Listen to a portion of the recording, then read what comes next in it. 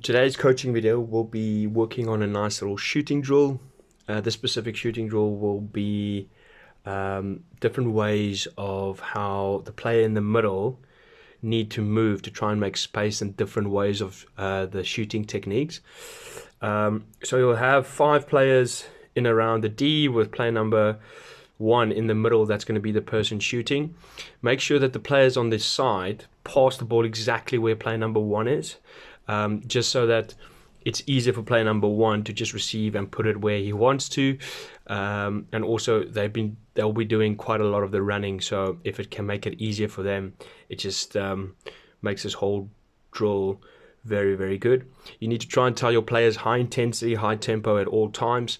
Player number 1 will do the 1, and then you can just rotate from there. But how it will start here is player number 1 will move towards the D, will receive the ball from player number 2, where they need to turn and take a shot.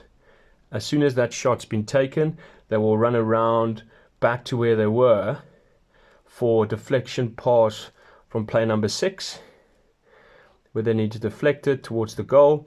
As soon as this ball goes, player number 4 will now do a nice little down the baseline run, and then player number 1 needs to move to try and get the 90 ball back, where they're going to receive it, and then they need to try and just pass it towards the goals for opportunity. After they're done with that, they're now going to run back towards past the keeper over here for player number 5, where they need to try and first time bunt hit it. So it's a bounce pass, so you need to try and this player needs to try and give a bounce pass so that the player can just try and bunt it as quick as possible towards the D. And after that, they need to try and get to this ball for another deflection on the reverse, so that they can try and get the ball towards the goal. So there's a lot of running in this little area over here, but it has to be good explosive running so that you can try and get in front of the defender in a game. But you need to concentrate on how you hold your stick, techniques, passing it around, and making sure you can get it towards the goal.